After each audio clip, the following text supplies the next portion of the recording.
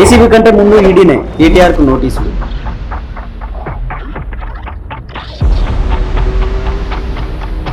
Formula ఈ race కేసులో ACB FIR దాఖలు చేసింది, దర్యాప్తు ప్రారంభించింది. కేటీఆర్కు ఇంకా నోటీసులు జారీ చేయలేదు. కానీ ఏసీబీ కేసు ఆధారంగా కేసు పెట్టిన ఈడీ మాత్రం ఆగడం లేదు. వెంటనే నోటీసులు జారీ చేసింది. ఫార్ములా ఈ రేస్ కేసులో డబ్బులు విదేశాలకు తరలించిన వ్యవహారంలో జనవరి 7న ఈడీ విచారణకు హాజరు కావాలని కేటీఆర్కు ఈడీ నోటీసులు ఇచ్చింది. ఐఏఎస్ అధికారి అరవింద్ కుమార్, హెచ్ఎండిఏ మాజీ చీఫ్ ఇంజనీర్ బిఎల్ఎన్ రెడ్డిలకు కూడా నోటీసులు అందాయి.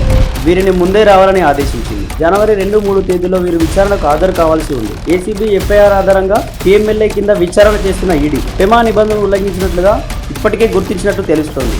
ఎఫ్ఈఓకు 55 కోట్ల బదిలీ, ఆర్థికపరమైన అవకతవకలు జరిగినట్లు ఈడీ కేసు పెట్టింది. తెలంగాణ ఏసీబీ పెట్టింది అవినీతి కేసు. అక్కడ అవినీతి లేదని కేటీఆర్ వాదిస్తున్నారు. ఈడీ పెట్టింది డబ్బుల అక్రమ తరలింపు కేసు. కేటీఆర్ ఇలా తరలిపోయిందని అంగీకరిస్తున్నారు. అయితే తనకు సంబంధం లేదంటున్నారు. ఈ విషయాన్ని ఈడీ తేలుస్తుంది. మొత్తంగా ఏసీబీ కన్నా ఈడీనే దూకుడుగా ఉండడం బీఆర్ఎస్ క్యాంపునకు ఆందోళన కలిగించేది.